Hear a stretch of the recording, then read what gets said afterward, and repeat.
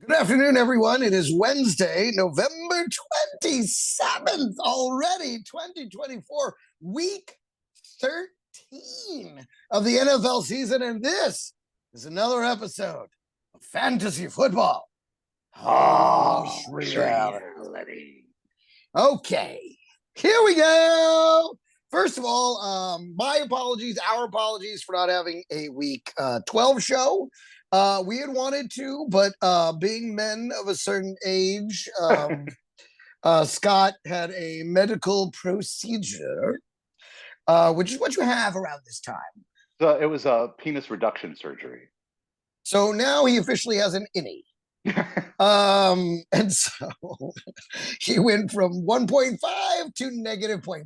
I went from an angry inch to angry. Exactly. So just he's now an even pickup. No plus, no minus, even Steven. And then, I, of course, I've had a lot going on as well. So we took the week off. And as I've said before many times, we're not paid for this. So not yet anyway. Not yet. Not this season. I feel good about next season. It's coming. We're having fun. And because we missed week 12, there's some things we didn't get to cover. Like in week 11, I nailed the Triple Crown, QB1, wide receiver 1, RB1. Now, we had agreed on the RB1. We both said it would be Joe Mixon, and it was by a country mile. 3 touchdowns, like 165 yards. It was ridiculous. Something outrageous. Yes, it was ridiculous. Not even close. And Jared Goff, the week before, had his worst game of the season. 5 interceptions. And it somehow pulled out a win. And I said, he's going to rebound and be QB1. And it was the craziest thing. But I was like, I see it. And there it was. And it happened. And I also said it would also make Amon-Ra St. Brown the wide receiver 1. And it absolutely did. Nailed the Triple Crown. Amazing. That is hard to do, folks, to get all 3 number ones. Not just, they're going to be great or they're going to be good. Right. To say they will be the best of the week. That is hard to do for one position, let alone 3. I nailed it. I mean, I'm very proud of myself for that one. And then now, because we didn't have a show, there's not much to talk about specifically about week 12, but I did go 5-1 in my leagues. The first time since week 1 that I went 5-1. I tend to do a lot of 4 and 2s and 3s and 3s, and there have been a couple 2 and 4s. But it was a fun, and of course the one was the slacker. You always have that one broken wheel, that one team, you can't fix it. There's no amount of trades and waiver ads that'll fix this fucking shit show. It just everything, it's like this team every year, and I think it's because I'm the commissioner of the team, so there's so much stress going into the draft that I just don't have a great draft, because it's a comedians league, and comedians are both egomaniacs and total fucking babies. No. And yes. and so it collides. It's like juggling fucking cats. But at least they're not competitive. I love it. And so Dave Williams, who's Bert Kreischer's opener, he was winning last season. They won last season.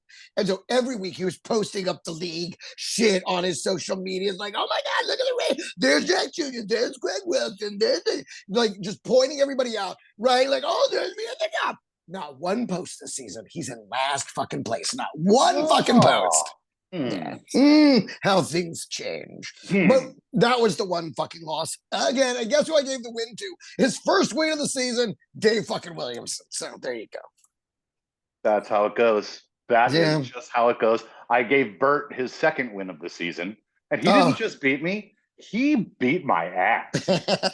That team is broken. Like you said, there's always that one team. I don't know. I've got Justin Jefferson and Cooper Kupp and all. I've got good players on that team, and either I lose by. It just ain't a dick. It was just not that week. Yeah. I either lose by 0.2 points or I lose by 152 points. Yeah.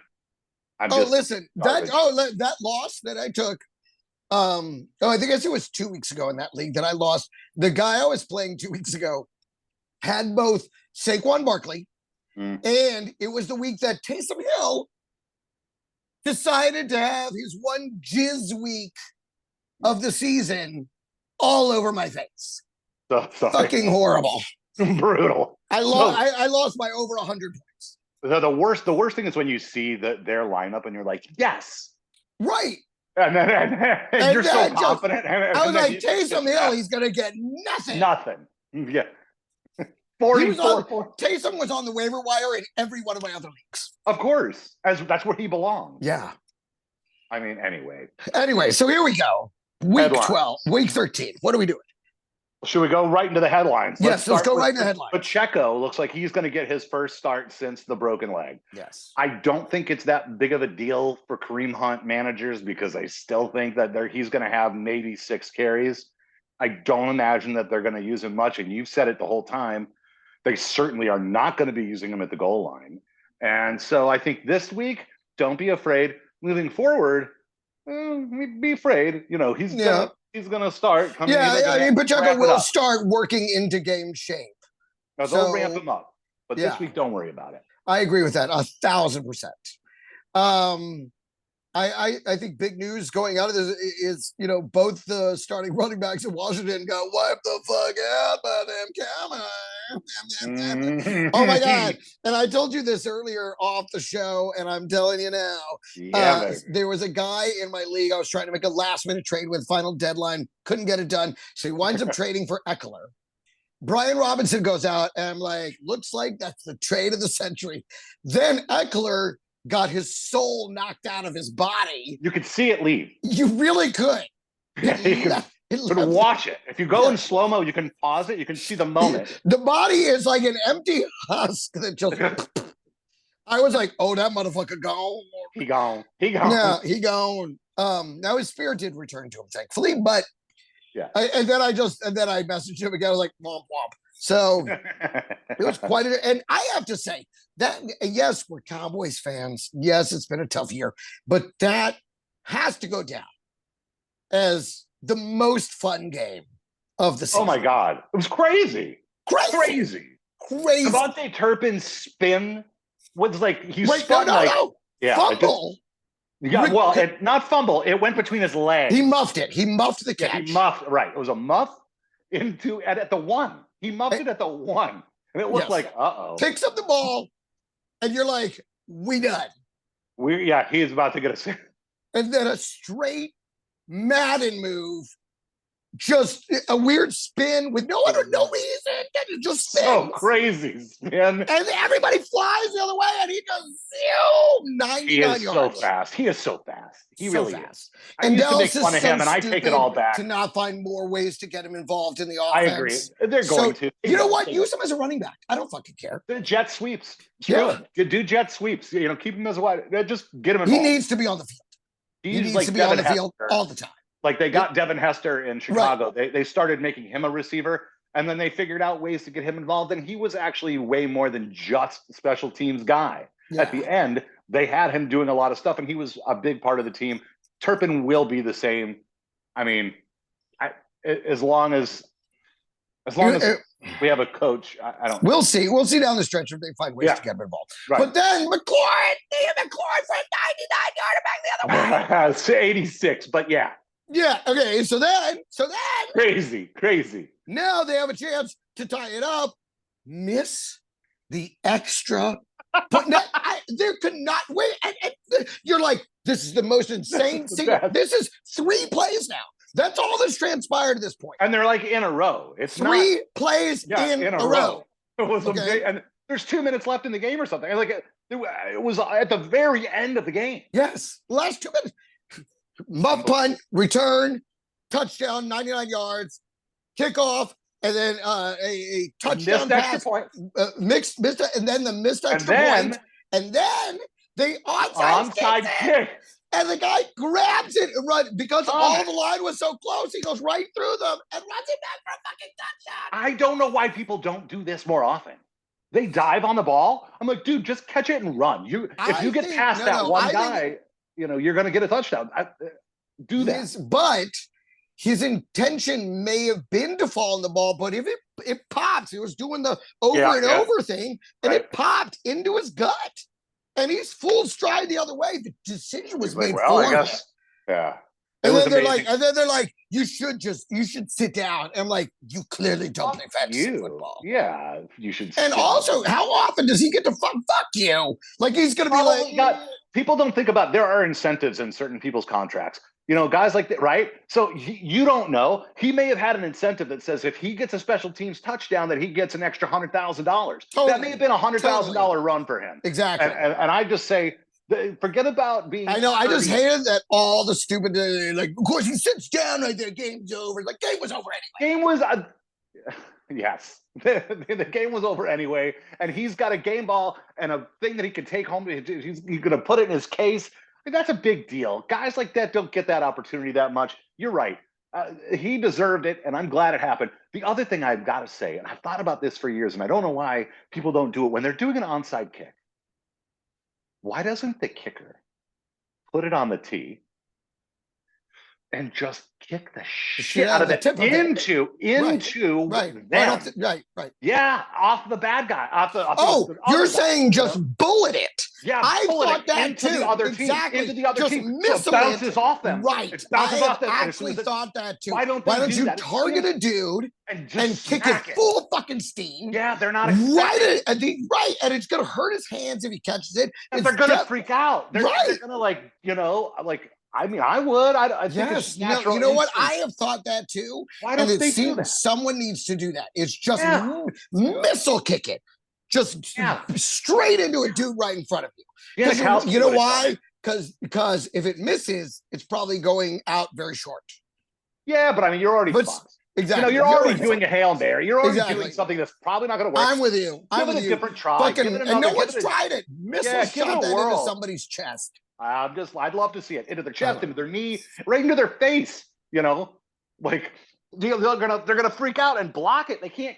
They're not gonna catch it. It's gonna come fast anyway. I just wonder why nobody does it. It seems like a good strategy for onside kicks because now they're almost impossible. So you're gonna change the rules? Fine. I'll change my style. I'll try. Exactly. Just missile. There's a whole line of guys right in front of you. Yeah. Just missile it right at them. They're never going to see it coming. They'll never see it coming. I hope AI recognizes that and does it as a clip. Yes. Cheers to that. Here's Opus clips. Hey, happy Thanksgiving Eve, everybody. Okay. Now, looking forward to Thanksgiving, and this should dovetail us into the DFS talk. Right. I would like to point out, I really am thankful for the NFL, not only giving us 4 days of football, but also having no buys. And what that does is when you have 3 games on Thursday, 1 game on Friday, it still doesn't feel thin on Sunday because there's so many games. So you're still going to get a nice, healthy slate in the morning, a nice, your standard afternoon slate. You're not going to miss anything. In fact, you get to see more. I hear you loud and clear, my friend. But the downside is week 14, the last week of fantasy. I know. Then you got 6 teams on bye. Yeah. And it's not just 6 random teams. I mean, they're great. It's the Bills and you're going to lose. I think Joe Mixon and Washington. No, I think the Bills just had their bye. But there's they did week 12. They did. Okay, you're right. So 12 and 14 are the big ones. But you're going to lose 6 teams, and there's a lot of fantasy relevant people. And if you need that one win at week 14 to get into and all of your players are on bye, now I know you're supposed to be managing your team. Also, if you're playing someone that has all their players on bye, and you need that win, well, I guess you're not that unhappy about it, are you? No. Now, but it is kind of a butt fucker to have it this late in the fucking season. Yeah, week 14. I know, and some teams had theirs week 4, and they're like, we could really use a break. Like we really didn't need it back then, but we could totally use it now. Like it's kind of dumb. Nobody on bye week 13. Everybody on bye week 14. If they had 3 people on bye this week, 3 people on bye, next week, it'd be normal. But the way they do it, like everybody's on bye week 12, nobody week 13, everybody week 14, nobody for the rest of it. It just seems. That being said, I guess the prudent knowledge here then is to look right now, see what you gotta do, make sure you're covered, because guess what? It's free player day. You know, you have the rest of this weekend to go ahead and make changes that are going to affect you next week. Take a look. Congratulations on your free Gus Edwards pickup, by the way. Thank you very much. He was very expensive in many other leagues. Mm-hmm. Yep. Here I had spent all my money on Jerry McNichols. Please tell them. On Jerry McNichols. Look, last year I was doing really well, and then I kind of got into a tight end issue for the playoffs. And so, because I had Kincaid and I dropped him, and I didn't have any money left. And all the rest of the league was like, all right, we're going to take all the tight ends away so that Scott. And you know what? That's fine. I'm the villain because I'm so much better. He loves to think that everyone actually thought that. Oh, Nobody thought they did. That. You did, and Eric did. Eric was playing no. against me, but you picked up a tight end for no reason. And you did it. I never pick up a tight end for no reason. Yes, you did. Look, we're not going to hash this out now, but you definitely did. I will tell you what you did and when you, how you did. I'll tell you took Dallas Goedert, and you didn't need him, and you did it, and I put a claim in for him, and I was like, why did you do that? Why did you don't need it? You're like, well, screw Scott, you know? And I get it. You don't want to see me get more wins because you're doing so much better than everybody in our league as far as championships. So you don't want anyone to threaten your record. So this is how you can, this is one thing you do. It's all fair in love and fantasy. It all goes back to CJ Anderson. There's a reason I only have 4 rings instead of 5. Was that Dave? Was that Cub Scout? Dave Kerr. Yeah. Cub Scout the Hogs.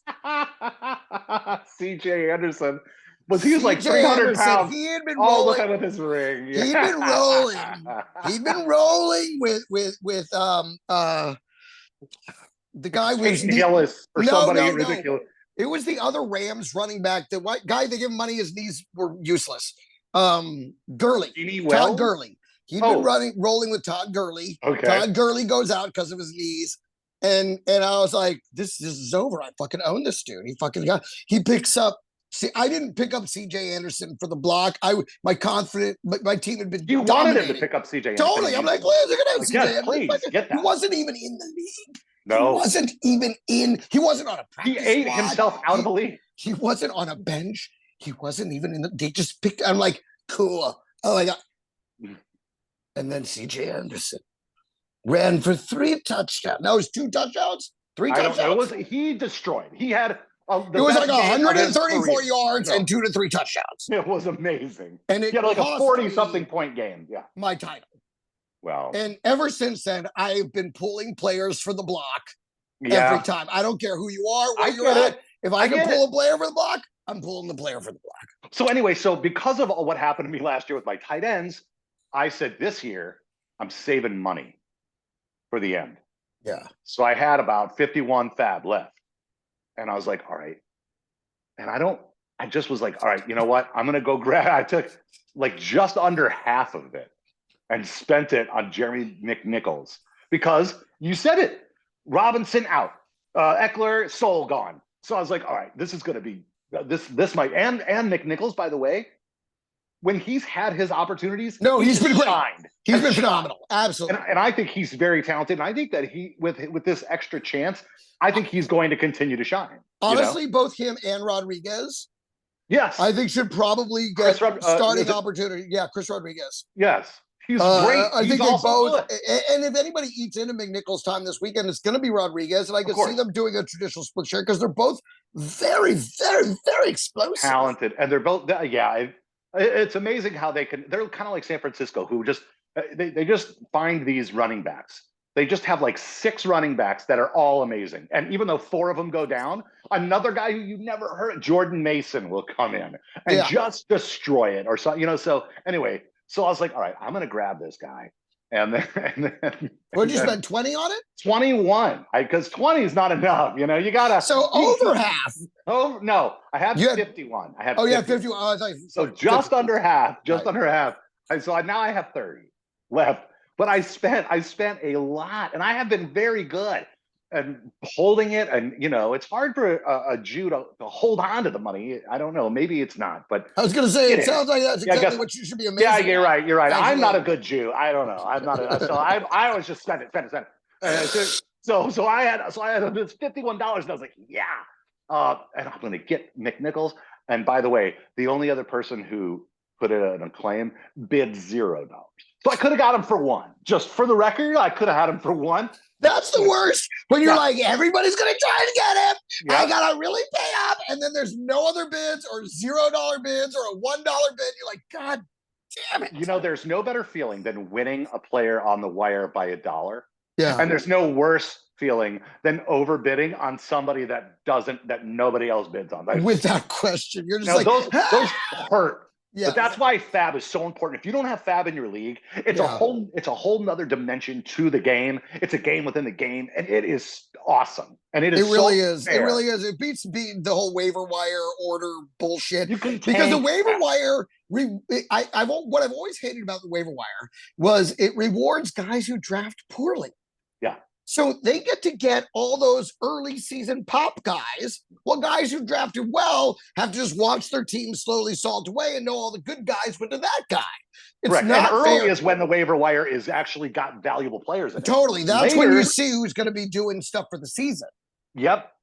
You've got a lot more opportunity to get somebody who you could use season long early, but they're going to be all gone by the time, by the time your good team gets to the point where you're first in line for waivers, there's nothing there. Nothing left. You're getting nothing. Yeah. But anyway, so I did that, and then I see that Breece Hall has some knee soreness, and I was like, well, didn't they just have a bye? Like, didn't he? Like, what is this soreness? So he's still sore from two. I saw that. I'm out. Yeah, he's still. Daddy went through it quick. Happy Thanksgiving Eve. But anyway, so, if he's still sore, I'm like, you know what? And Braylon Allen's another one of these guys that when he's had his opportunities, he really is the youngest kid in football, and he's great. He's really something special. No, yeah, he's fantastic. I think he's going to be amazing as well. So I think you're one of the very few Breece Hall managers that didn't already have Braylon on your bench. Correct. I know in the leagues that I have him, I have Braylon on the bench. So I should have done that earlier.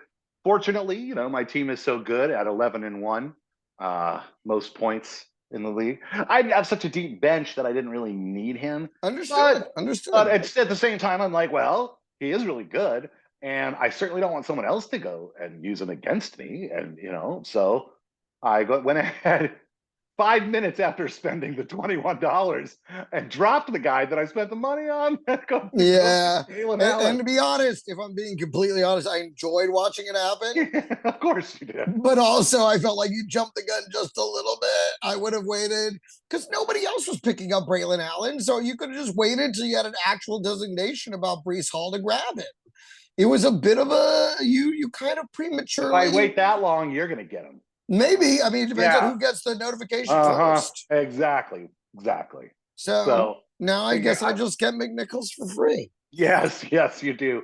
Actually, you get him, and I think he comes with $21. I think you should get my $21. Should go to your fab when you get him. You should have a bonus fab to you. Anyway. Although I did pick, it is weird that Gus Edwards was just sitting there still. I was like, nobody was it? Nobody. Yeah. Because I didn't want to pay for him because he is because Dobbins will be back. It's a sprain. He'll be all right. I think he'll be back after a week or so. But and Edwards, I think he's going to have to share with Haskins and Kamani Vidal. I think this is going to be an opportunity for them to get Kamani Vidal involved. I think it will be too. I don't think he's but him sitting there for free when every other league I had, he got picked up for money.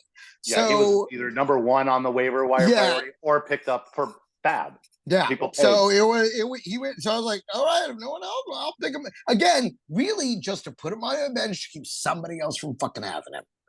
Hey, that's a big part of the strategy of fantasy football. You can't just think of yourself. You have to think of the rest of the league. You have to think about fucking everybody else. Got to. If you're not doing that, you're not winning. And if you are winning, you're getting lucky. Yeah. It's not strategy. Let's talk about our tomorrow. Should we do our DFS showdown? DFS showdown. Here we go. Me versus you. Well, we're not versus each other necessarily. Yes, for all the money.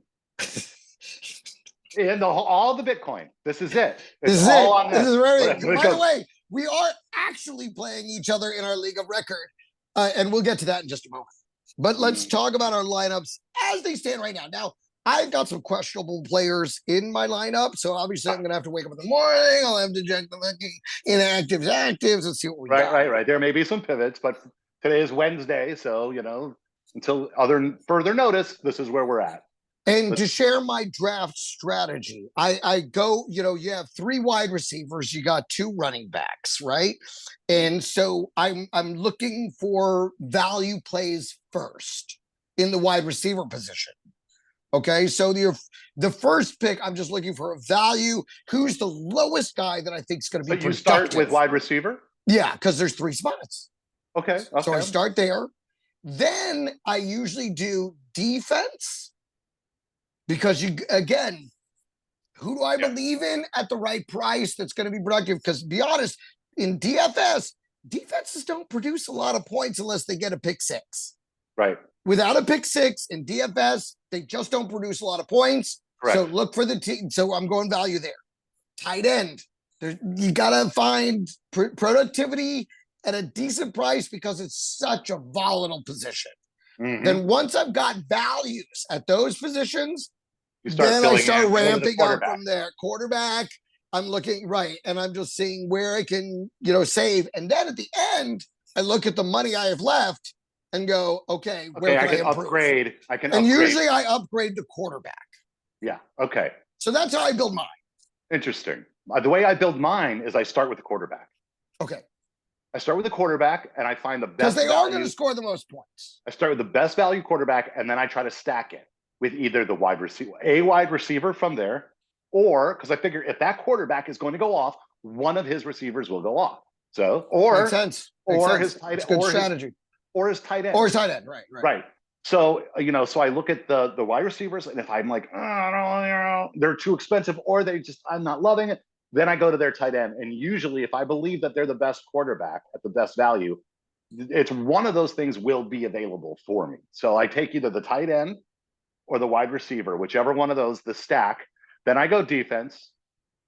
And then I go, if I haven't taken tight end, then I go tight end. And then I fill out all the rest with value. And then any money I have left over. Sometimes you look for the upgrade, right? Sometimes you leave it. Exactly. The best lineup isn't necessarily the one that uses all the money. Correct. So sometimes if there's a couple $100 there, I feel great. If there's $1,200, if anything over 1,000, I'm like, I gotta upgrade somebody. Somebody's got to be upgraded. Yeah. Now it should be noted that Scott is much better at DFS than me. I don't know why you say that. How do you? I don't know. Because you do it a lot more than I do. I don't do it as much as you. So that doesn't mean that Scott tends to be better at it. Right. Now that being said, my lineup, and we do have to pick up the pace because we're 40 minutes into the show and we haven't even started the rest of the shit. Oh my God! I told you. I know. So we got to move. Okay, here we go. Look, and just an alert came across my thing. A team just added Kamani Vidal. See, I'm telling you, it's a smart play. It's a smart play. All right. My QB is Jared Goff. My wide receivers are Amon-Ra St. Brown, DJ Moore, and Jalen Waddle. My RBs are Gibbs, which we know could turn into a smash. Even if Montgomery plays, because he's dinged up, I think it's a smash spot. I think he's a must start. And Tyrone Tracy, because he's against the Cowboys. And what we've seen all season is generally you can run against the Cowboys. Tight end, Theo Johnson, value play. He's been productive, very productive, actually. Flex. Okay. In these DFS, there's always got to be one joker. You got to have a joker. Yep. You got to have that one guy that's not, you must. Because every time there's one of these guys, and you got to just, it's going to be one, I don't know. You got to have a Disley. You got to have a joker. Right. Could be. Yeah. So for me, it's Keenan Allen. He's been having those pops here and there. And considering how much they're going to have to throw versus Detroit, I Keenan Allen. And my defense, number one, with a lock. The Cowboys. Yeah, baby. Getting up on them Giants. So they're gonna fuck those Giants deep. Yeah, they are. Yeah, they are. And you know what? Did you hear this today that DeVito did not travel with the team? No. Oh my God, I gotta add it. Wait, hold on. So I think it's gonna be Drew Lock. I mean, anyway, it should have been Drew Lock anyway. But I guess they were saying DeVito is either hurt or sick or both or something. No, he's injured. He's injured. They're saying he's injured, but they're also saying that he didn't travel with the team. So, but they're still not counting him out. So that makes no sense. Oh, this is so hard. So it makes things different. I think I would upgrade Malik Neighbors because of that. But anyway, so should I go to here's my lineup. I'll have to wait. I gotta wait because what's his name will be declared out soon enough, and then I can make a move. To put on IR. Okay. So yeah, so patience is so hard in this game. That's the other thing. Patience is important. All right. Yeah. Because you always feel like if you don't move now, someone else is going to grab him. Yeah, absolutely. But sometimes patience is the better part of valor. All right. Yes. Continue. Okay. Yeah. Like when I went to go grab Deontay Johnson, as soon as I found out that he got traded to the Ravens, and I dropped like Lad McConkey at the time who wasn't doing well for him. And I'm a fucking idiot for that. Yeah, but you know what? Seasons are made up of moves. Yep. Oh, yeah, exactly. So here's my lineup. We have the same. I have Goff at 6,500. Right. A-Chan at 7,700. Oh, you went deep on that. I did. And we both have because he was the number one most expensive, wasn't he? I think he was. Yes. Oh, no. Yes, he was. Because I have the second most expensive as well, which was Gibbs. But anyway, we'll get there. I have, for my other running back, I've got Tyrone Tracy. I may switch this because he has fumbled 3 times in the last 2 games, cost them week 10 against Carolina. His confidence is waning. They gave the goal line carry to Singletary last week, and he got the touchdown. So I'm a little, the matchup is good, but I may pivot from that one. But for now, I've got Tracy for 5,800. I also have DJ Moore for 5,600. Here's my joker. I took Kavonte Turpin for the Cowboys, 3,300. I did that so that I can squeeze in Jamison Williams to stack with Goff and Jonnu Smith at tight end. Jahmyr Gibbs, Jamison Williams was 6,100. Jonnu Smith is 4,300. Jahmyr Gibbs is 7,500. And we both have the Cowboys at 3,100, which was the second highest defense behind Detroit. Yeah. So we have a lot of the same stuff, but we have enough variance where there's going to be. I mean, you need Keenan Allen to go off. I need Turpin to go off. Those two are big. Are gonna make a big difference for us. All right. Now, considering, what? Let's just do the whole show. Nobody fucking cares. Here we go. Let's move on to what are we gonna do? What are we gonna do? What are we going to do about Jalen Waddle? I mean, I listen, I threw him on my DFS for Thanksgiving because I think that, the cornerback from Green Bay, Jair Alexander, is going to be on Tyreek Hill. So that being the case, Jalen Waddle opens up. Now, don't get me wrong. I think it sets up very well for Jonnu Smith. I love the Jonnu Smith play. I was the guy that was saying, get Jonnu Smith. He's now the guy. He really is turned into a factor on the Miami team. Unbelievable. Unbelievable. I have him in one league. I got him in one league, and I wish I got him in all my leagues. Yeah, same. But Jalen Waddle, I mean, this is that game we were last week was the pop game where all of a sudden and it's like, but is it like that? Like Keenan Allen had 2 touchdowns, and then the next week he had 2 points. Is it like? Is it that way? Right. Is it that way? Or now is Jalen Waddle back? Because before he bit that guy and now is he back? Well, the good news for you is that Jalen Waddle has proven throughout the course of his career that he's more than a one-hit wonder and that he has extreme talent. So, the idea of, is he back, because this season has been very wonky for Miami in general. In general, very much so.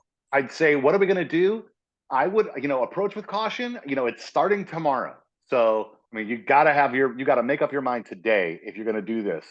And you're not going to have a pivot. If you're not sure, tomorrow morning when you wake up, get out of it and go somewhere else. If you're not sure, if you're feeling nervous, squirrely, wait. Just don't jump in. I know that the temptation is always, it's Thanksgiving. I want to start all the Thursday players, and right. But one of the other, and I generally hate Thursday games, but this is yeah, but this is different. And the other thing is, like right now, it's between Jalen Waddle and Brian Thomas Jr., and I do think Trevor Lawrence is going to play.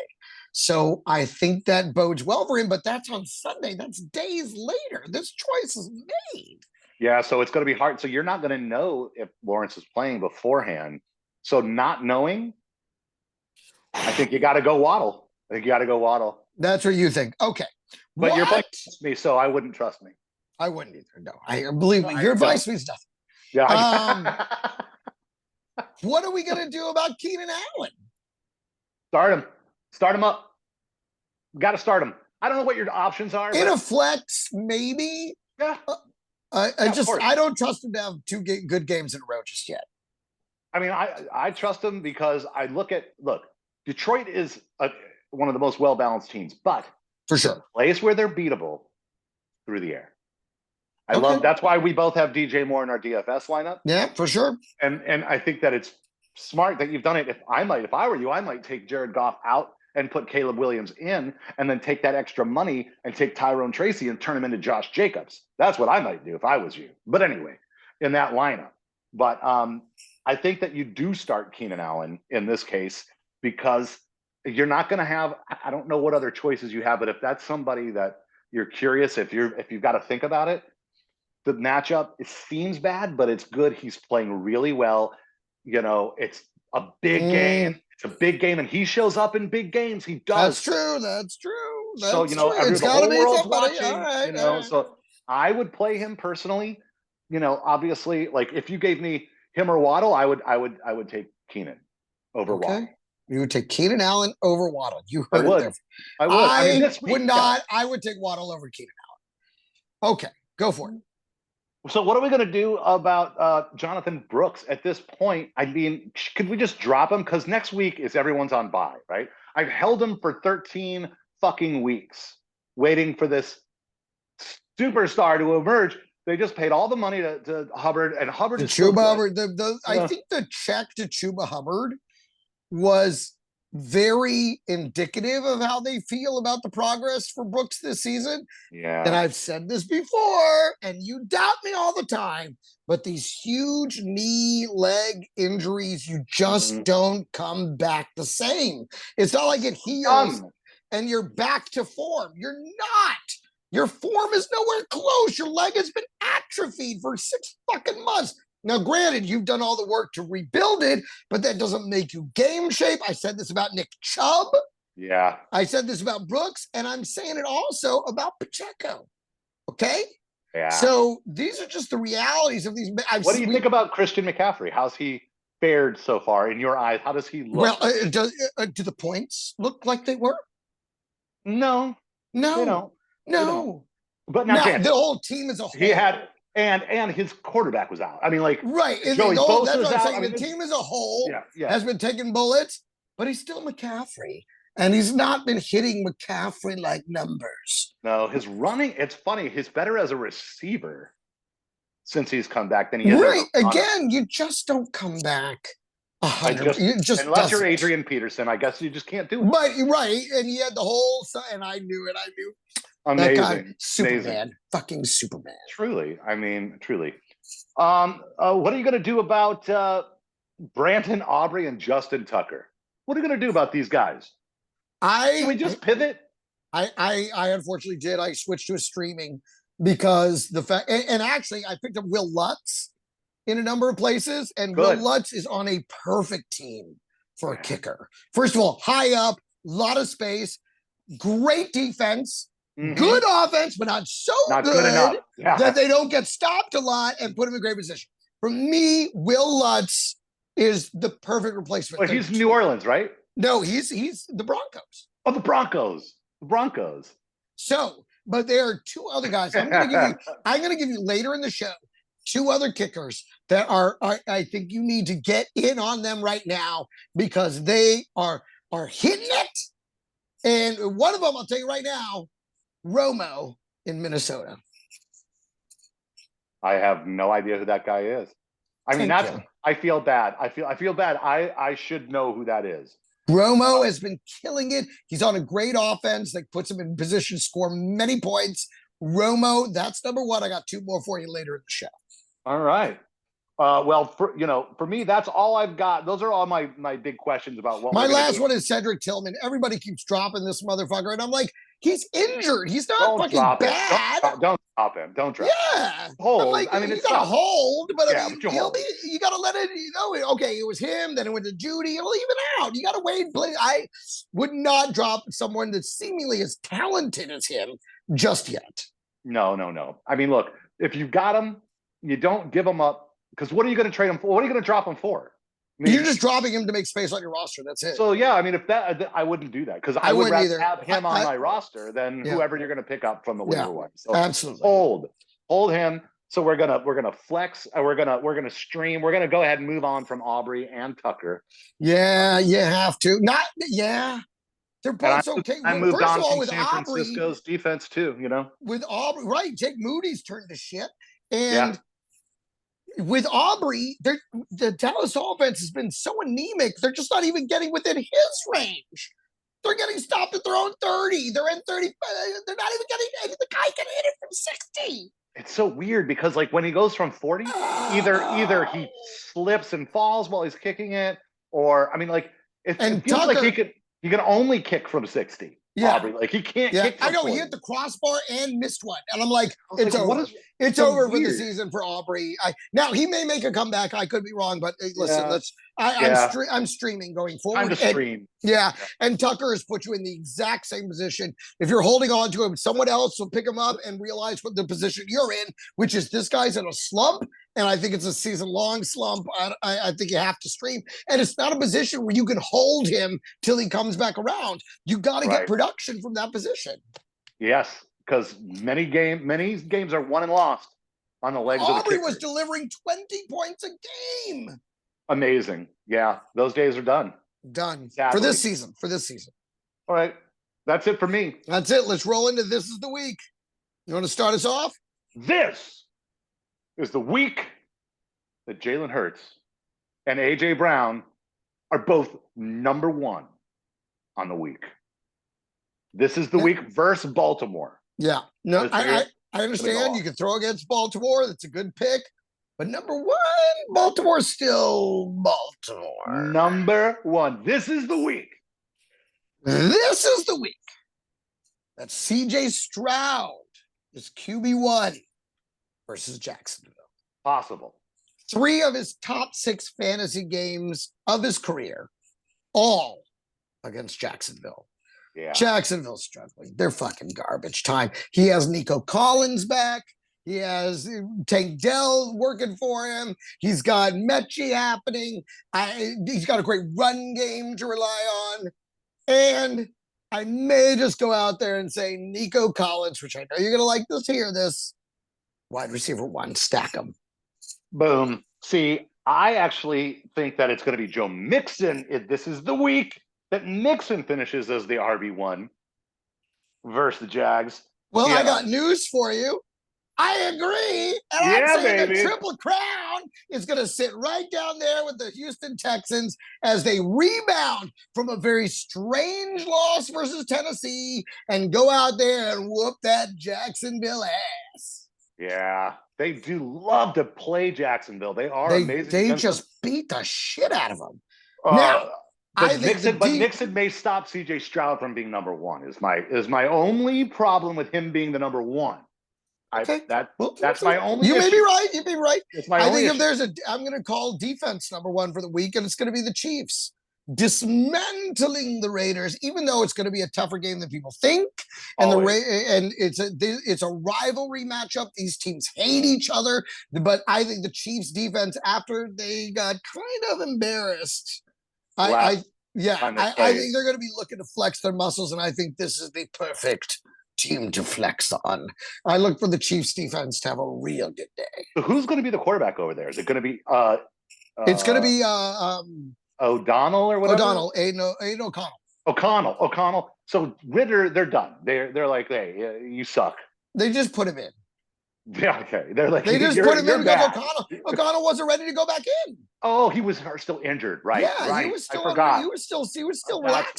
He was still healing up. They had to go with what's his face from the Falcons. So, but he's out. O'Connell started. Okay. I think you're going to like this one.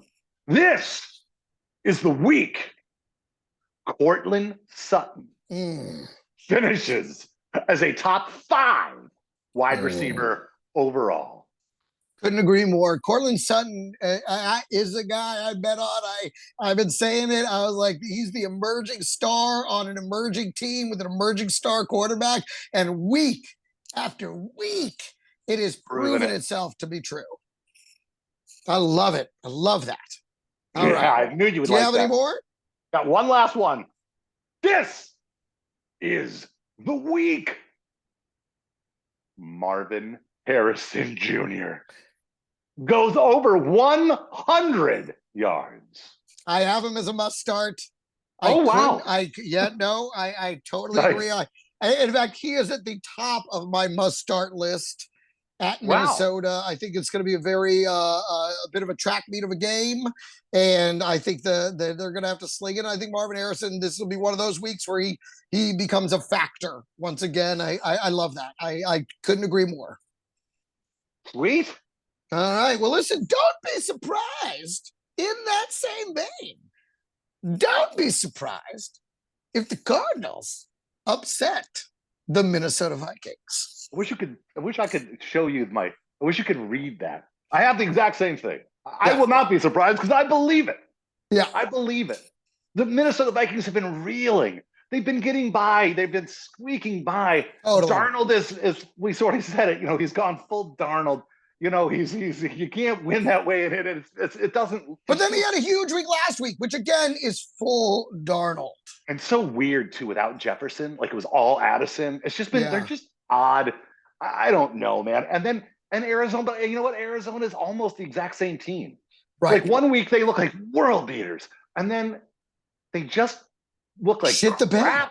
They just look like crap. I don't know what they're very bipolar, these teams. So I wouldn't be surprised if the Cardinals beat them. And you know what else you shouldn't be surprised? Don't be surprised if Cincinnati beats Pittsburgh. Pittsburgh is favored. I think Cincinnati will win. I said it back when they played Baltimore that it was a must win. This is the whole season. Well, and you were like, not really. Okay, well, now it really is. Yeah. This is it.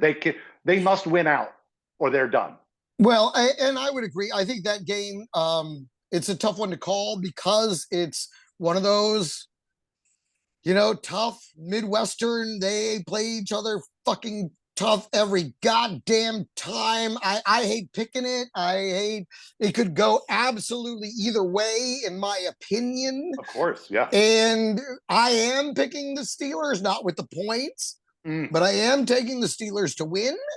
And just because I think they're salty after that loss to Cleveland. And lately, the Bengals have just found amazing ways to lose. And I think, unfortunately, this week is no different. Isn't it a shame? Isn't it a shame? Because Burrow is having one of the best years of his career as a passer.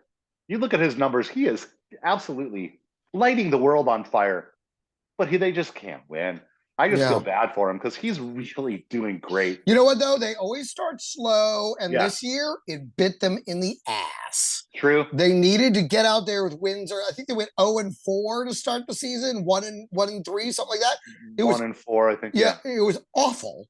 And it's like, well, you know what, guys? You dig a hole. I know you've dug yourself out of it every time, but guess what? You ain't got Joe Mixon this year. Although Chase Brown has done a real nice job. Incredible job. Yeah. What else you got for me? Bring it. Okay, well, don't be surprised if Anthony Richardson finishes as a top 12 quarterback this week. Okay. Not crazy, but a top 12, which means he's a QB1, right? There's a QB1, 2, and 3. Top 12 is 1, 24 is 2, 36 is 3. So anywhere in that range, he'll be in the top 12. I believe he will with his running and with his passing. Yeah. I listen, I like that game.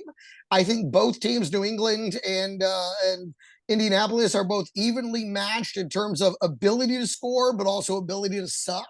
Right, exactly. Nailed it. That's where I came up with. And so Richardson and May are both in my streamer flyer options. Nice. Because I do think they both will have good games. I mean, I think they'll both have, I think this is a great matchup for both teams. Absolutely. In terms of fantasy, I think it's a good matchup for both teams to be productive. Yes. And here's something that listen, I'm going to tell you now, you're going to be surprised. Don't be surprised if the Jets beat the Seahawks. This is what the Jets do, okay? They suck. You write them off, and then out of nowhere, they beat a team they got no business beating. Out of nowhere. They just do this. And I know that there's been a lot of chatter. Are they going to bench Rodgers? They fired the GM. They fired everybody's fire sale. It's a fire sale. You know what? This is, and Breece Hall's hurt and all this shit. Well, and this, they'll win. They listen, might win. And I couldn't agree with you more. I've actually got them in my roll the dice section on the gambling because here's the thing. It's just what like Seattle to win at home. Now they got to cross the country to face a rested Jets team who still have this is still a very talented team. As an organization, a fucking mess. But they're still incredibly talented, particularly on defense. This is exactly the kind of game that Seattle could go in there and just fall ass first on a spike. I totally agree. Yeah, that's so good. Good. We're on the same page. All right. Should we move on to? Let's move on to must starts. Must starts. Must start. You gave us what? Your quarterback, didn't you? Did you? Or no, that was a flyer. Sorry. Yeah, I was mentioning flyers, but my must starts. I have one blanket must flyer, and that is, well, I guess really it's just one, but it's Minnesota versus Arizona. I think that's going to be a high scoring game. I think it's going to be a track meet. It'll be offensive. It'll be fun. I mean, Minnesota's defense is better than Arizona's. So definitely start everybody in Minnesota. But I think Arizona, I think they're going to have to sling it. They're going to have to run it. I think it's a good day for them. I like everybody in that game. I'm afraid of all of them, except for Harrison. I mean, he's the guy I believe is going to have a great game. But everybody else on both sides, I'm afraid of McBride because Minnesota's got a good tight end defense. Totally. Yep. I'm afraid of Connor because their run defense is fantastic. Fantastic. Yep. And so I don't know, man. I'm afraid of that. I think you got to start them. I just think that it's going to be because Minnesota, they're a paper tiger. Yes. Yeah. I mean, 1 week they look fantastic. The next week they look like garbage. We're talking about the Seattle. I mean, I know the record's good, but Minnesota's one of those teams that I don't know. I like. We had even talked about Arizona winning this game. I said it. I said, don't be surprised. But was that? Yes. Oh, yeah. The Cardinals, that was the first thing. Well, guess what they got to do to win that game? Marvin Harrison Jr. And Connor and McBride. I don't know if Connor can do it. Everybody's got to show up. You know what? I tell you what. I don't think it'll be Connor. I think it's going to be, what's the kid? Benson. Trey Benson. It might be. That's who I think they're going to need. I don't think it could be Connor. I don't. Now, that being said, I really, it was a blanket start for Minnesota, but I do like it because later on in my must sets, I do have Kyler as a must set, but we'll see. So, oh, wow. But you love Marvin Harrison Jr. Yeah, I mean, it's tough. I do. No, I actually do. And you'll see he's in my must start. Top of my must starts, Harrison Jr. So I've got two must start quarterbacks, and they are Baker Mayfield versus Carolina and CJ Stroud. There you go. Mine is Herbert. Jacksonville. Herbert at Atlanta. Herbert at Atlanta is a must start. I mean, I am in one league going with Baker over Herbert because I think Baker's going to sling it more and also has an incredible matchup. So I'm going with, but Herbert is a must start versus Atlanta, coming off that tough loss at home versus the Ravens. I think they're going to want to rebound in a big way, and Atlanta's a great team to rebound against. How bad do you feel for Quentin Johnston? I don't feel bad for him at all because clearly he is in the pocket of the gamblers. He was catching. You're not supposed to catch the ball like this. You're supposed to catch it like this. That motherfucker was dropping balls on purpose. I blame Quentin Johnston. No. Birth. Someone investigate this motherfucker for fucking point shaving. I'm telling you, fuck Quentin Johnston. Fuck you. Oh, yeah, that's right. Don't forget, this episode is brought to you by Fuck You to Stephen A. Smith. Yes. All right. Must start running backs. I got two of them. Two of them. I've got 6. Oh, my God. Do you really? Yeah. Well, let me give my 2 because I'm still probably, then I could maybe take 2 of yours away. Chuba Hubbard versus Tampa Bay. And Ramondre Stevenson, welcome back to the must starts versus Indy. Versus the Colts. I was saying, I like this matchup, that matchup between Indy and New England. I like it a lot. I do have Stevenson. My other ones are Chase Brown versus Pitt, just because I think they're going to have to short pass it. I think he's going to be their best option on the day. Awesome. Jaylen Warren at Cincinnati. He's been getting more and more involved. It seems to be, versus Cincy, who's very strong against the run, actually. I think they're going to have to do those short pass shit just like Chase Brown. Stevenson versus the Colts. JT versus New England. Again, I said I like this game. Yeah. Let's hope Pollard at Washington. Pollard looked incredible last week. Tennessee's got some juice right now. Washington's reeling slightly. And Kamara versus the Rams. You can run on the Rams, and I think Kamara's going to have to be the man. So I have one follow-up question on that, and that is, do you like Warren better than Najee? Yes. Najee I actually have on my scary be wary. Well, why is that? Because Warren's been getting so many more snaps. And I think his running style is going to be better for this game than Najee's. Versus Cincy? Yeah. Or wait, no. Yeah, versus Cincy. Yeah, okay, yeah. Wow. Oof. I'm not saying don't start Najee. To me, Najee is, you're going to start him anyway. He's your RB1. Probably on your team, he's probably your RB2. So you're probably going to start him anyway. So for me, he's a scary be wary, because assuming you're going to start him. Okay. I'm saying you must start, if you're looking for another option, you must start Jaylen Warren. Okay. He's been getting traction, man. He's been getting the play. Well, it's interesting. I mean, the last week was the first week that he scored over 10 fantasy points, and I love him, and I think he's amazing, and I'd like to see him do well. I hope you're right. I'd like to see it. I think it's good for the game. I think it's good for Pittsburgh. And I just think, it really adds another dimension to their entire team, and it could really help that whole team elevate. Like, they need him. If they start using him the way that I would be using him, and it sounds like the way you want to use him, I really think that that could be, the new Knuckles and Sonic, or whatever the hell they're calling each other, over there. Yeah, in Detroit. But I love it. I hope you're right. I'm curious. I did not think that. I wouldn't put him in a must start personally, but I hope you're right. I got 2 wide receivers. We already talked about one, Cortland Sutton. Must start. I think my list as well. Moving forward, I think he's just a constant must start. And then Ladd McConkey is an absolute must start. He's not a flyer. He's not a reach. The kid has shown it.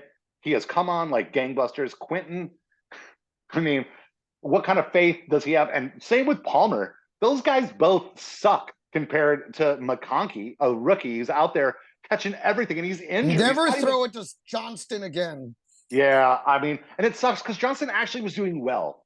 Like, you didn't see a couple games here and there. He scored a touchdown in the last 3 games. Well, he was catching the deep balls. He was contested. He was. Look, his rookie year was terrible, right? He was dropping. What Johnston reminds me of last week? What? Okay. That scene at the beginning of Tropic Thunder where they're shooting the scene and Ben Stiller's character is dying in the climactic scene, and Robert Downey Jr. comes up and he's like, "Are you okay?" He goes, "Well, hold my hands," and he holds his hands up, and they're blown to pieces. They're just like open like a thing. And he goes, Ben Stiller goes, "When we get stateside, I'm going to teach you how to juggle." Oh, my God. With his hands blown to pieces. Holy shit. That is Quentin Johnston. All right. Well, I'm going to be watching Tropic Thunder tonight. I'm going to find it and watch it. I'm ready to see it again. It's the right time to do it. All right. Who do you got for your wide receivers? Rams wide receivers, both of them, throw them up there against New Orleans. Phillies wide receivers versus the Ravens, because as we both know, you can throw against the Ravens. JSN at the Jets, because DK is going to be covered by the big dog. Shakir versus the Niners, Sutton versus the Browns. So we agree. And Harrison, of course, was my number 1 versus Minnesota, rather. So those are ones. Yeah. So we agree on a couple. How about your tight ends? I've got 2 of those. I've got 5. So my 2 are Taysom Hill and Kate Otten.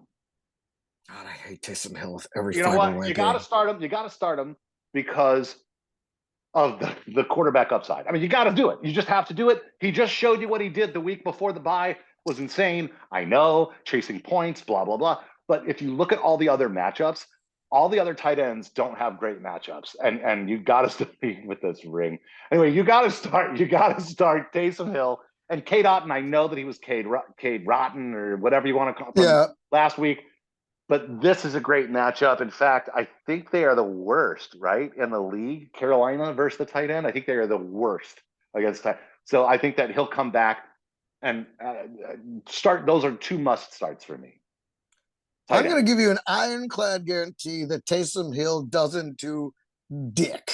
Love it. Let's do it. We'll find out. On the board. Let's put it on the board. What are we going to bet?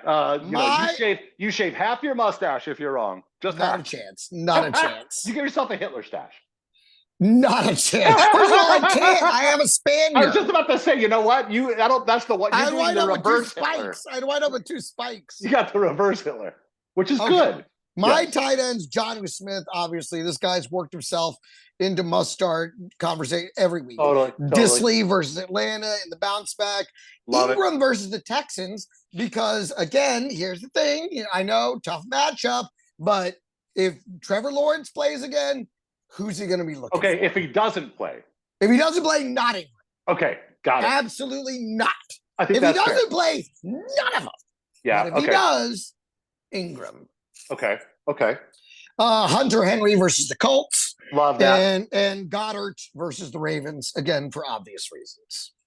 The tight end is actually one thing that they're decent at stopping for some reason. I don't understand why that is. If they can't stop wide receivers, how can they stop a tight end? I don't know. But, I hear you. I mean, just throwing against them, it seems to be easy. And Goddard does run a lot of wide receiver routes, as a tight I think he's in line for a good game. What about defenses? I mean, defenses. We both have Dallas. Right? Dallas, without question. Number one with a bullet, Dallas, without question. Dang. And then Chiefs. Okay, Chiefs, who I already mentioned being number 1. Right. So must start Rams. Rams defense versus New Orleans. The Rams in a bounce back, wanting to get back on that horse, want to beat people up. Great push on that line. Derek Carr sucks against a great pass rush. He folds like a house of cards. So I like the Rams D a lot. Love it. Now I'm going to give you 2 kickers. Oh, wow. Okay. That you need to get on board with right now. Number 1, Hopkins. All right. Kicking. Didn't he just fucking eat a bag of dicks the other day where he missed 2 within the 20-yard line? Is that Justin Hopkins? Yeah. Yes.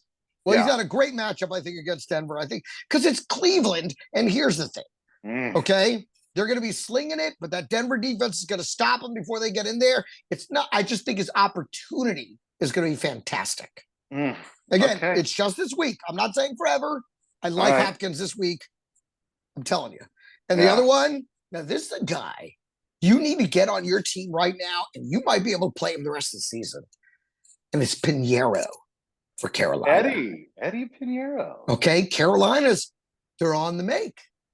They're on the come up, right? They're starting to get down. You called that too, by the way. You should take a victory lap for that. You did call that as well. Remember the speech I gave about Bryce? Yes. Yeah, it was.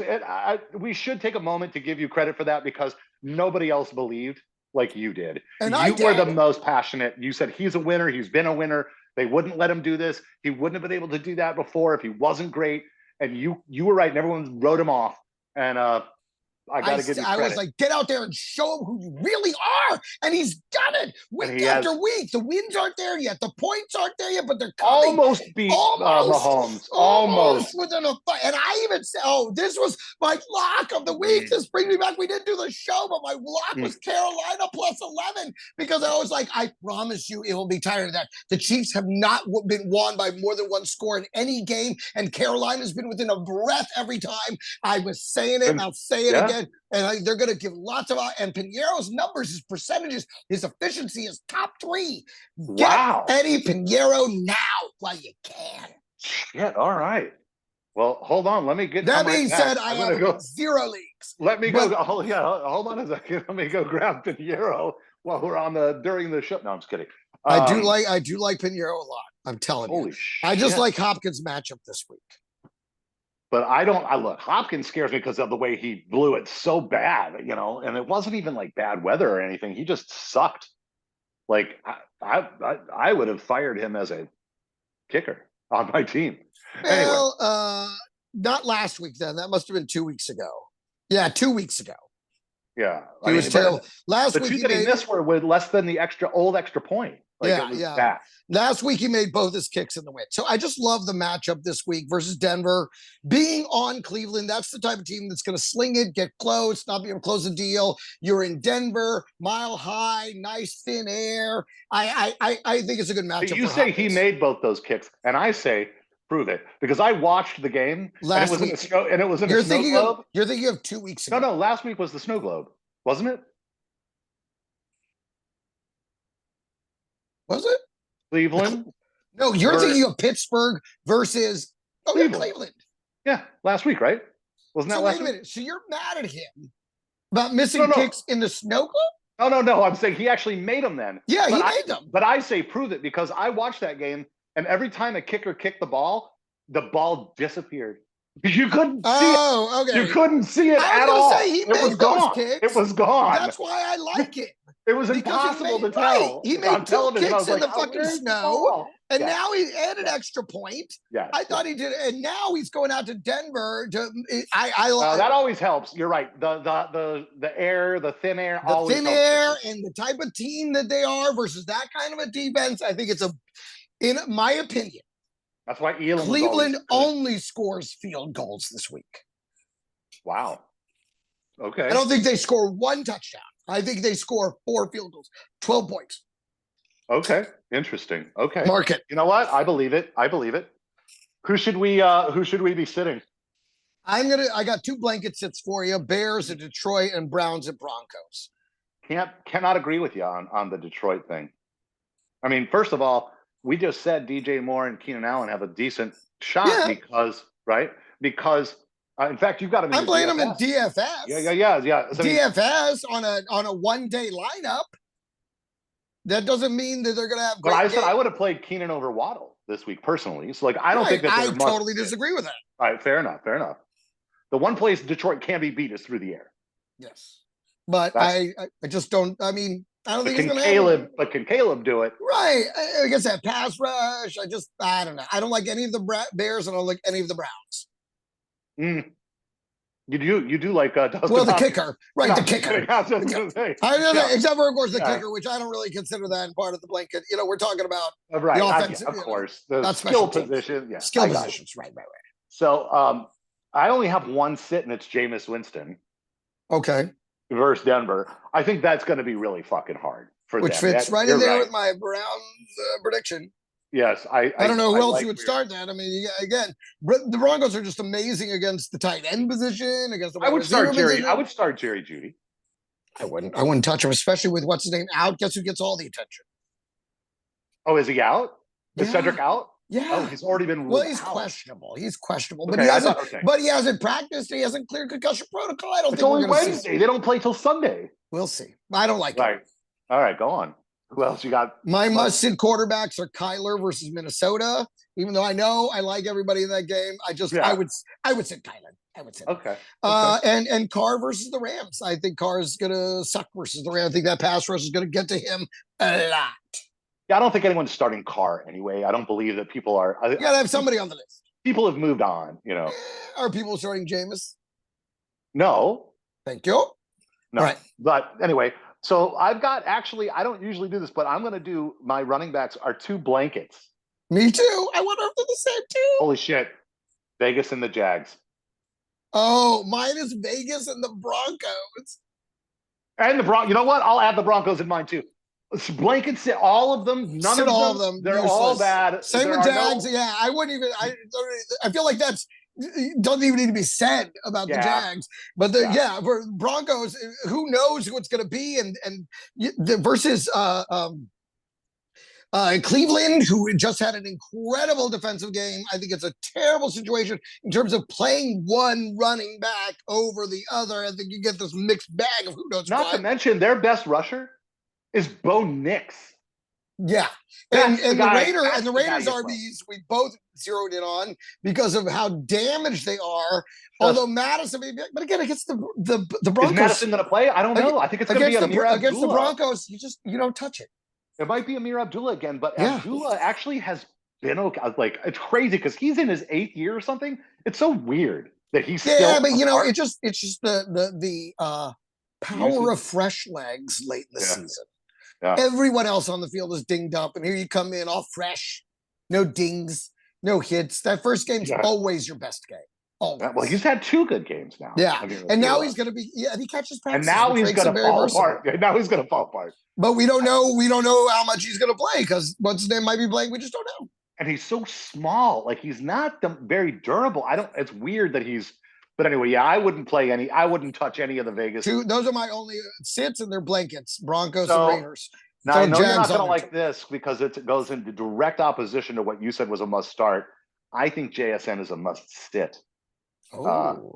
I believe it. It's because explain yourself. Here's why.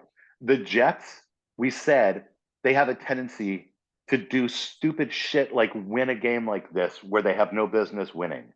And the way they're going to do it is with their defense. And DK Metcalf has been really subpar and injured and not great. So I think that really that they're going to put their best player on JSN, who's emerged as like the number 1. He's been better than DK Metcalf over the last 4 weeks. Now, granted, it's not totally fair to say that because Metcalf has been injured. Yeah. But JSN has been coming up and showing. Certainly he's made Tyler Lockett a thing of the past. Yeah, completely. Right? So he's at least become the number 2 and he's eating into number 1 status right. So but this brings me to mine, which is DK. I think DK is the must sit at the Jets. This is why I like JSN because I think Sauce Gardner has to follow DK. You can't let him go wild because regardless, he commands their best. And I think that opens up JSN, which is why I have JSN as a must start. And I have DK as a must sit because of Sauce Gardner. I also think you got to sit Juwan Jennings. Yeah. I know it's not like the craziest take or it's not like the most, dramatic take, but I think you really you've been wanting to start him even if Brock Purdy plays is what I'm saying. It's you've got to sit Juwan Jennings this week. The Bills defense has gotten better and better and better and better and better. And well rested. And well rested. Exactly. That's so funny because mine straight up says Niners wide receivers. So yeah, Debo too. I almost put Debo in there as well. The Bills are going to be all up on him, dude. Yeah. And I hate to say it, but Zay Flowers, I think you got to sit him. That Philly defense is so strong. They have 2 shutdown corners. I don't think they're going to be anywhere for Zay Flowers to go. He needs some kind of a weak side for him to find any space. I hate this week for Zay Flowers. It's a shame. If they would just throw wide receiver screens to him and let him do what he pull a Debo, catch the ball and then just make everybody miss him, he could do pretty good, I think. But they don't do that for him, and I don't know why. I don't know why they don't do that. I guess it's because Lamar just runs instead, which works. Or Derek runs. I mean, they're not doing bad. So whatever they're doing, I guess keep doing it. But I've got these are must sits, right? Yep. Must sit. I've got both tight ends for Baltimore, Andrews and Likely. I don't think you can start either one of them this week. Like you said, Philly's defense has just been lights out. They've elevated. Yep. They, since the bye, or what was it? What their bye? I think was week. I couldn't tell you. I can't remember, but since their bye week, they have just been a completely different team defensively. Completely defensively, yes. And they're one of the absolute best right now. Over the last 5 weeks, I think they may be number 1 in most categories. So, tight end is certainly one of them. And, Andrews has been, what he's been, and Likely is, 1 or 2 good games, this whole season, including game number 1, which we say is a mirage, so I just think you can't really trust either of them. Well, I don't think you could trust either of the Dallas tight ends. No, because the fact that Ferguson might play, this is a very late situation. They might both play. We don't know how much of which one. And the Giants, as bad as the Giants are, they're actually good against the tight end. They're number 2 against the tight end. So that's the one position. And with the split, I don't know who you'd start. I'd stay away from both of them this week. So let me ask you this. If Ferguson doesn't play, would that help you? Would that make you feel okay about Spoonmaker? Nope. No. All right. Cowboys win on defense, not on offense. You know, you're probably right. I mean, shit. You got to be right, right? You got to be right. Special teams and defense. Yep. Speaking of which, sit the Falcons versus the Chargers. Sit the defense? Falcons. Yeah. Okay. Well, I'm still on tight ends really quickly. Oh, I'm sorry. My sit-em is Taysom Hill versus the Rams because he never puts together 2 of those in a row. Never happens. Put it on the board. Yes. Put it on the board. We will discuss Taysom Hill very in depth next week because one of us will be taking a victory lap like a motherfucker. Yep. And then and Kyle Pitts versus the Chargers. You had talked about sitting some of the I think Chargers defense, they're going to come in there looking for revenge for last week. I don't like this for Atlanta, even though they are well rested. I don't like this for Atlanta at all. I would sit Kyle Pitts. I like that. I mean, Kyle Pitts has been an interesting tight end this year. He's always somebody that you expect something great from. And this is the first year that he's actually come close to being what you were hoping for. Yeah, well, but he's still not. Say come close, just to do anything. Right, yeah. To come You're close. Like, oh my God, because he's been, such a bust. Yeah. Like what the hell, man? But now he's at least had flashes this season. He's got a quarterback. Yeah. For the first time. But yeah, so I gave you my defenses, the Falcons. Yeah, that's all my. I don't have any particular ones. You know who they are. If you're playing them, you know. Right. Scary be wary. My scary be wary. My one off the top, and this actually leads us into the fact that you and I are playing each other once again head to head in our league of record. Now my only loss, ladies and gentlemen, my only loss on the season, 11-1, came from that guy right there. Which this what? That oh God. This guy? Gross. And when we played head to head in our other league. Oh, the other league. I got you in that one too. Was that another one of my 0.3 loss? I lost by like less than a point. I don't know. I just remember beating you and it was wonderful. Now because it was the same week you took over the lead in our league just on points. Because I took a loss, because I outcoached myself. Anyways, but oh, you're gonna save Burrow. I am, because it's against the Steelers. It's gonna be a hard fought game.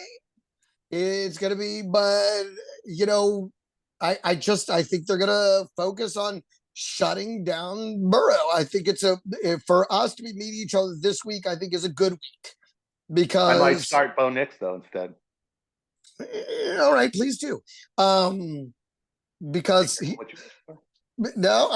on my scary be wary as well. Cortland Sutton. Anyway. Which is fine. Doesn't mean Nick's has got to have the biggest day. I just think my scary be wary is your quarterback, Burrow versus the Steelers. I think you might see some struggle there. Lamar versus Philly, just because I think Philly is fucking playing amazing. And Knicks versus the Browns, just because that Browns defense has got some juice coming out of last week. Oh, Bo Nix. I thought you were like the Knicks. I thought you were like the. I was like, no, Bo Nix. Bo Nix. It's scary be wary. Again, I'm not saying you're going to start these guys. Obviously. So it's funny because my quarterbacks were Lamar and Burrow. Those are the ones you got to be afraid of. You are going to start them, but you have to be afraid. Just be aware that temper your expectations. You're going to do it, but it may not be as good as you thought it would. Yeah. I hate it. Scary be wary. I've got a lot of running backs here. I'm just going to run through them really quickly. Again, they're starters. You're starting them. You're not taking them out. But I think they have scary matchups. CMC at the Bills. He is not Mr. Automatic. He clearly is not 100%. The whole team is not 100%.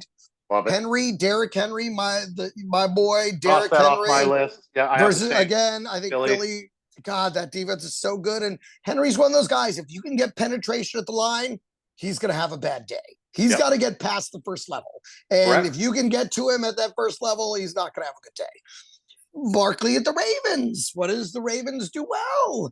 They stop the run. I almost think he's matchup proof, almost at this point, the way he's playing. But we will, you know what? If he's matchup proof against the Ravens, we can say that going forward. But if there's one last game, one team wholly focused on stopping Barkley, it's the Ravens. Najee Harris at Cincy, Kenneth Walker versus the Jets, and Kyron at New Orleans. Again, very good running backs, all starters. But it feels like you can't start any running backs because you left off Bijan Robinson, who has been playing great, but he's playing against the Chargers. You're going to start him, but the Chargers are awesome against the run. I know it didn't look that way the last time we saw them, but they really are very good. And I just beware. And DeAndre Swift. I mean, you're going to be wary of him anyway. I mean, totally. He's had a very strange season, and now Roshan Johnson seems to be vulturing a lot of his touchdowns. All of them. I hate you, Chicago, so much for what you do with DeAndre. And we have talked about this before. He does all the romance, does all the work, gets it all looped and up, Roshan comes in. And then Roshan's like, I got it. Can I cut in? No. No. Say no, DeAndre. But yeah, so Bijan and DeAndre, and I said Derrick Henry. Those are the three that I would be aware of. I think all of the other ones you mentioned too are pretty scary. They are. I mean, they just have scary matchups this week. You are going to start them. Surely some of these are going to prove us right and some will prove us wrong. They're just scary. Be wary. You must start them. Right. Yeah, true that. What about wide receivers? Chiefs wide receivers, all of them are scary. Be wary for me because the Raiders, just this matchup, the way they play each other so tough. Raiders are actually great against receivers. Which is weird, right? Isn't that crazy? But he's got to throw it to somebody, and it probably could be Noah Gray, to be perfectly honest. But scary, be wary. All the Chiefs wide receivers.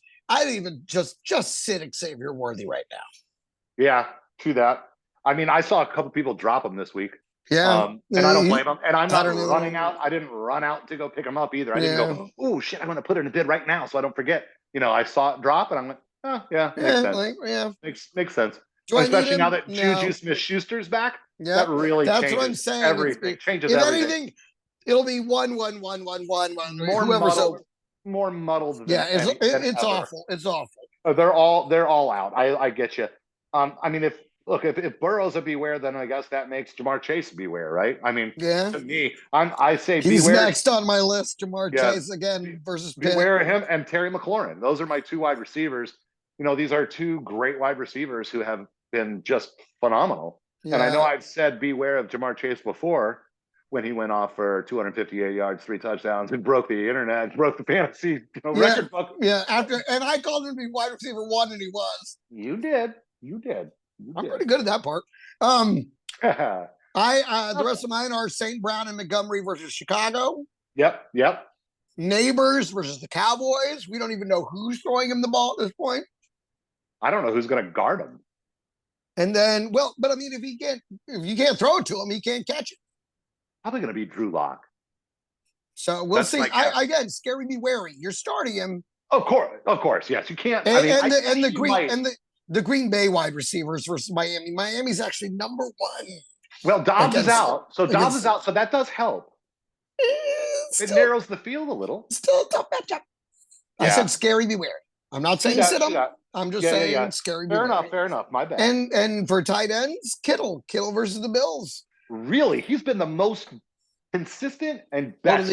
Totally agree. But if I mean, who are they going to try and shut down? Yeah, you're right. If I don't know, because even with Braylon Allen, or what's his name? Not Braylon. Brandon Allen. Brandon Allen. Brandon Allen. He got a touchdown with Brandon Allen. I mean, he did it with him. So scary, be wary. I'm starting him. You're starting him. Yeah. But I'm a little scared of this matchup against the Bills. Bills ain't no joke, and they're well rested.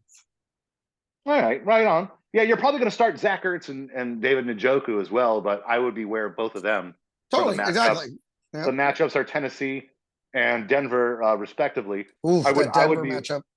Yeah, it's just Denver's defense is fucking good across the board. the board. Fantastic defense. They're not the best at any one thing, but they're top 5 in all of them. Yes, absolutely. That I think is a better way to be than just, oh, I can shut out your tight end. Okay, great. So then I'll just throw it to my wide receiver.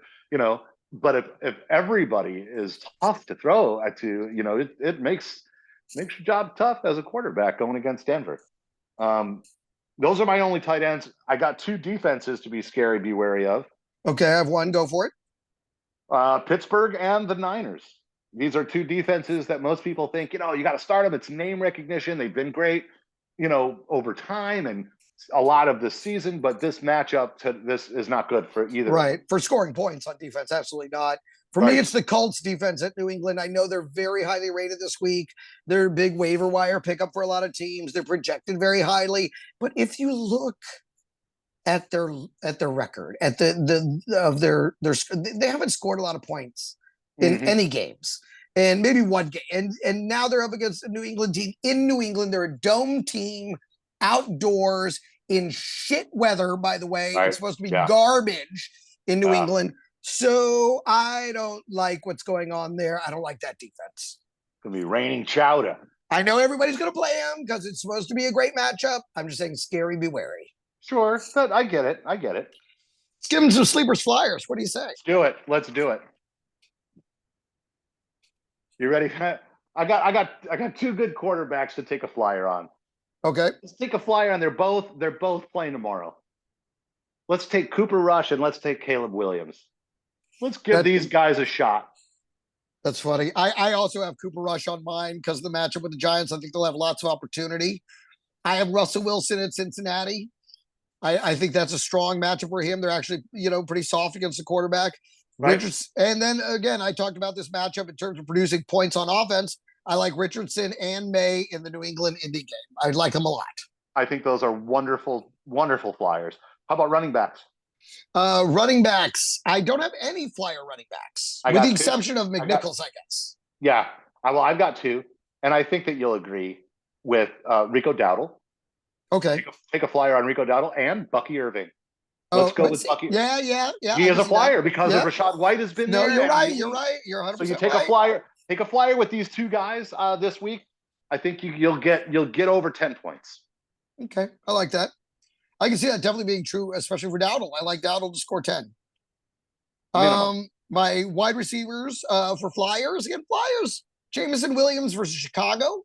I think it might have to be with Amon-Ra St. Brown being banged up. Even if he plays, and then if he doesn't, then the pecking order all of a sudden turns into this kind of could be anybody. I like Jameson Williams' athleticism in that mix. I like Demario Douglas versus Indy.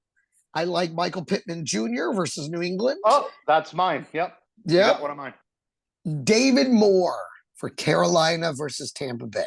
Had a great game last There's week. a new Moore in town. Show me more. Give me more. I like this Moore. So this is the guy who used to play for Seattle, right? I don't know. I've never heard of him before. I think it's the same guy who. I don't know. I've never heard of him before this. I think he played for Seattle and had like 2 or 3 amazing games and then disappeared. So, if this is the shooting star of David Moore, this is how he goes, then this game will be his best. And then the next week will also be good. And then you can't play him anymore. Okay. That may be the case. And final flyer, Lockett versus the Jets. Again, if the shutdown winds up on DK,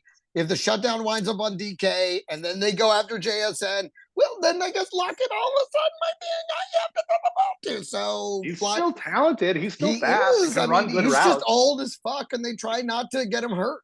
Right. Again, it's very easy to get him hurt. Yeah. He hurts easily, I guess. Very, very easily injured, yes. So you got Michael Pittman. The only other one I had was, instead of Jameson Williams, I have Tim Patrick. Khalif Raymond is about to go on IR. I don't know if you were aware of that. I did not know that. So with him being gone and Laporta being irrelevant, sadly, if Amon-Ra is banged up, Jameson should be like number 1. Is sort of like, that's why I've got him in my DFS matchup with Goff. I've got him as my number 1 guy. I saw that, yeah. You know what I'm saying? So instead of having him as a flyer, I consider Tim Patrick more of the flyer on that team. Okay. All right. How about tight ends?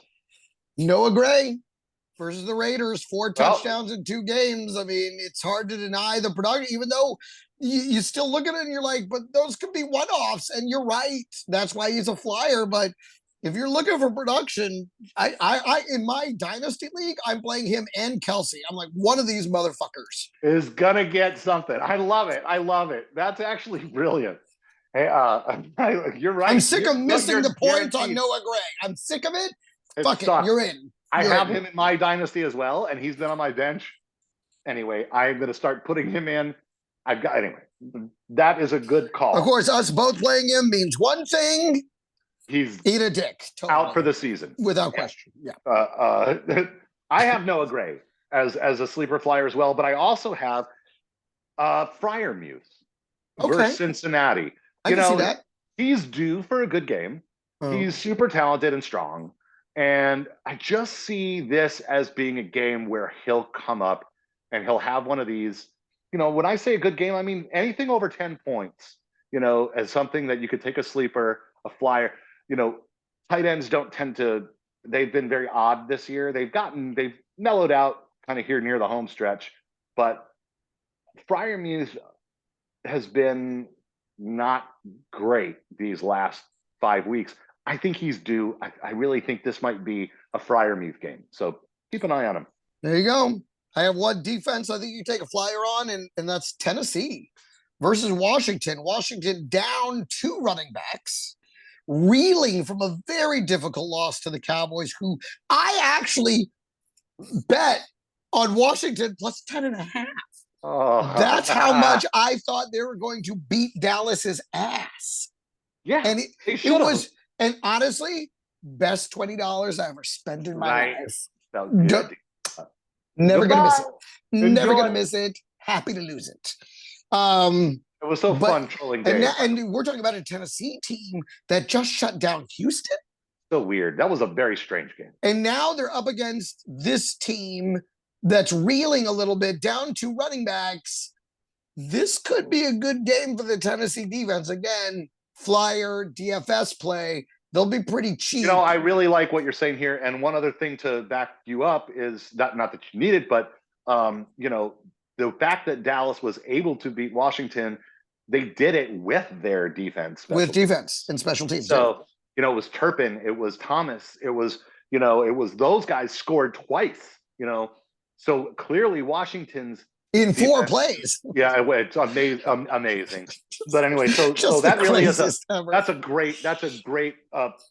Can I tell you something? My neighbors, they know I exist because they always do. I was losing my mind.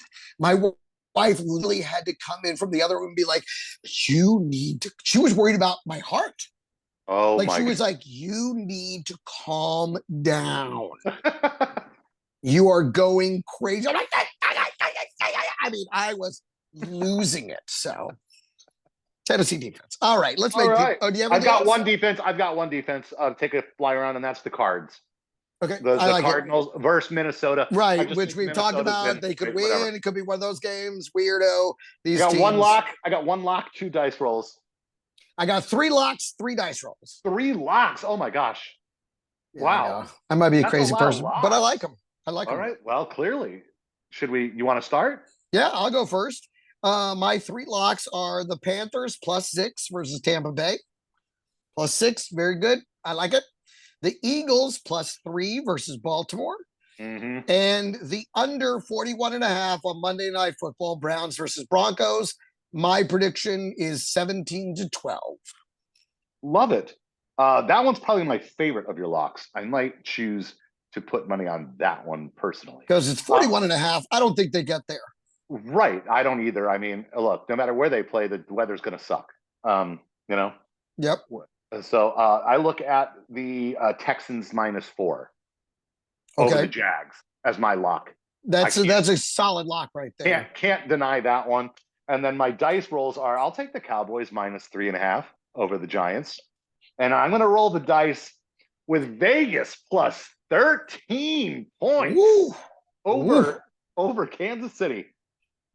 Look, so KC has not been winning by much. They have not. They always play Kansas City tough. I don't care. I know it's weird, but it's a divisional thing. Things get crazy in divisional things.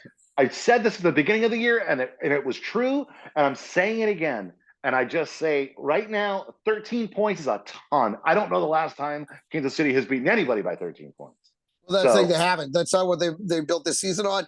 And Aiden O'Connell was their starter a lot. So it's not like he's coming in off the bench having never started. He's been their starter. He knows this team.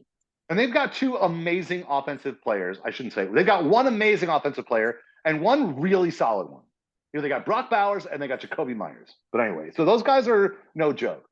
But I would roll the dice on the Cowboys -3.5, and I would roll the dice on Vegas plus 13 points, and I would definitely lock in the Texans -4. My dice rolls are New England +3. They're +3 versus Indianapolis at home. Yeah. Versus a dome team outside. I mean, I think Anthony Richardson. How bad are they? Their defense is terrible. But Drake May's been pretty good. He's been all right. Not exactly. So I like them +3. All right. I like getting Indy out in the weather. I like New England +3. I like the Jets +2.5 versus Seattle. We've talked about that. You like it too, don't they? You know. Look, I can't believe it's only 2.5. Right. Plus 2.5 at home. Yeah, but why is it only 2.5? I mean, Seattle just beat San Francisco, and they just beat all these other good. San Francisco sucks. And Arizona, and anyway, whatever. So I'm just like, dude, that seems like a not enough. I like them +2.5. Again, dice roll, and Tennessee +5.5 in Washington. I wonder what's the money line with the Jets. Maybe take that. Put $100 on the Jets money line. You could probably do all right. Make $200. Well, I'll tell you what, this is like this show is turning me into a degenerate. Straight up degenerate. Yeah. Yeah, man. You're only a degenerate if you lose. Well, and here's the thing is I wish I could bet less, but you can't. I can't. You totally can't. Because I could, but I like to, whatever it is, what it is. You can't make eat a meal with your winnings. At least I want at least enough to have a meal after I won. And so you got to bet a little bit more. I usually, you know me, I'm Mr. $5-10 bet guy. You really come up. Yeah. But if I want to play real money, I got to play for $20 a game. So that's the way it goes. So do we want to discuss our matchup at all here before we leave? Yes, let's discuss our matchup. So this is the last thing we'll discuss at the end of our 2-hour episode. We said it was going to be long because it has all the games over 4 days. But our matchup, as I said, I think here's where even though I am predicted to lose by quite a bit. Under 20. Yeah, right. 17. 17 points. 124 to 107. That's the projection. You have a 65% chance to win.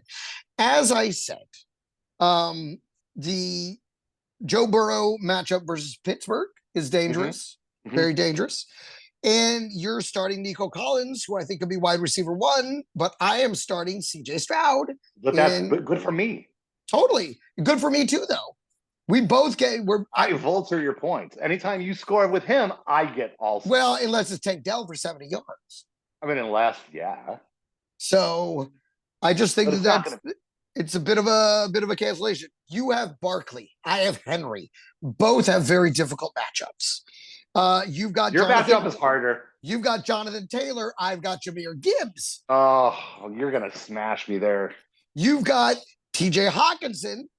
Great matchup. I've got Brock Bowers. He is matchup proof and quarterback proof and amazing. He just is the man there. And then you have Breece Hall, who's questionable. Yeah. And I have Tony Pollard coming off the best game of his life at Washington. So so he's already blown his wad. So he's done. Which may be the case. Now you have Tampa Bay at Carolina, which on paper seems great, but Carolina, as we discussed, is a team on the come up. And are you really going to start Philly versus Baltimore? And I'm going to start Philly versus Baltimore. I think they managed to score let me show the bench players. Don't you also have Buffalo? No. Oh, I thought you also had Buffalo. No, you don't have any other defense. Nope. I don't know why I thought you also had Buffalo. I only went for the Cowboys. That was the only other one that I wanted, and I got outbid by like $17. So by your brother. I am surprised that you are flexing Tony Pollard over Travis Kelce. Well, again, Kelsey has not been producing the way we want him to produce. And Pollard has been overproducing. Yeah, Pollard's been fantastic all season. So well, I'm 11-1. I've only lost once, and it was to you. I'm not going to let that happen again. It really shouldn't, but I think there are a couple things that could swing things my way. I may start Bo Nix instead. And if Hall goes out, I did go grab Braylon Allen, as you well know now, after our $21 discussion.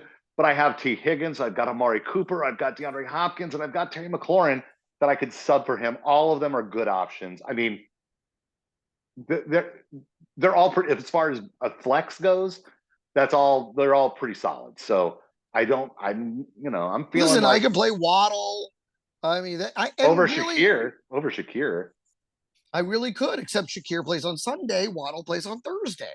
Outdoors in Green Bay. I don't like that matchup. Yeah. Khalil Shakir, he's a target monster. I'll take that. I don't know, man. When I look at Burrow, Kupp, Collins, Barkley, Taylor, Hawkinson, Hall, Fairbairn, and Tampa, and I think, well, there's a championship team right there. Well, when I look at Stroud, Derrick Henry, Jahmyr Gibbs, Brock Bowers, and Tony Pollard, that's a championship team too. Pretty good. I noticed you left off Khalil Shakir and Brian Thomas Jr. Well, because they're role players. They're very, very strong role players, but they're role players. They're not stars, but they'll do enough. Mm-hmm. Mm-hmm. Everybody in my starting lineup is a star. All of them. They're all stars. They're all. Oh, really? Is Hawkinson a star? Yeah. No. Yeah. One good game. 2 good games, and he's only played 4. Oh, 2 good games. He's a star. Half of his games have not a star. Not a star. Elite. He will be. Jonathan Taylor, has he had a big star year? No. Breece Hall, has he had a big star year? No, not so much. All right, so fucking eat your own dick. All right, if I could do that, I wouldn't leave the house. And remember, I'm down to an innie after the penis reduction. And I'm telling you, that Tampa Bay team defense is a bigger gamble than you think. We'll see. I think your Tampa Bay versus Carolina on paper, obviously way better than Philly versus Baltimore. But I will bet you $5 that Philly scores more points on defense than Tampa Bay. Deal. It's a bet. $5. $5. American. I can't wait to see who's going to be sharing the Venmo, receipt next week, if it's me or you. Listen, let's go. And look, if you look at the projections, you're slightly over 1 point better projection. Yeah. And we all know the projections are, meaningless. Debatable. Yeah. They're meaningless. Yeah. That's why I'm willing to make this bet, because I think Philly, look at Philly's numbers, dude. Just look at these numbers. 18, 16, 28, 20, 15, 23, 17. That is their last 6 games. That's pretty impressive. I don't even want to look at Tampa Bay's. Let's look at Tampa's. Oh, shit. Let's look at them. 9, 11, 8, 4, 27, 14, 25, 5. So, I mean, they just tend to. No, their last game was 22. Oh, their last game versus the Giants, the Giants. Yeah. I'm telling you, listen, they're up and down, and Carolina's a team on the come up. I think look at the other guys like Carolina, San Francisco 9, Atlanta 8. I mean, I think you're more vulnerable than you think. Well, that's for sure. I'm definitely more vulnerable than I think, because I think I'm invulnerable. Well, we'll find out, won't we? All right. Happy Thanksgiving, everybody. I can't wait. This is going to be great. It'll be an amazing day. Amazing football. 4 days of fucking football. My wife's going to hate it. I'm going to love it. And of course, on the one day there isn't football, I'm taping my new special, Everything is a Lie, at the Water Tower Theater in Addison, Texas. It's going to be amazing. It's going to be the biggest show of my life. Everybody's coming. It's really going to be extraordinary. If you're in Dallas, get on Eventbrite, get a ticket. Greg Romero Wilson, just look at my name. Man, let's what do you say we have an amazing week? Let's do it. Let's go. This has been Fantasy Football. Harsh reality. reality.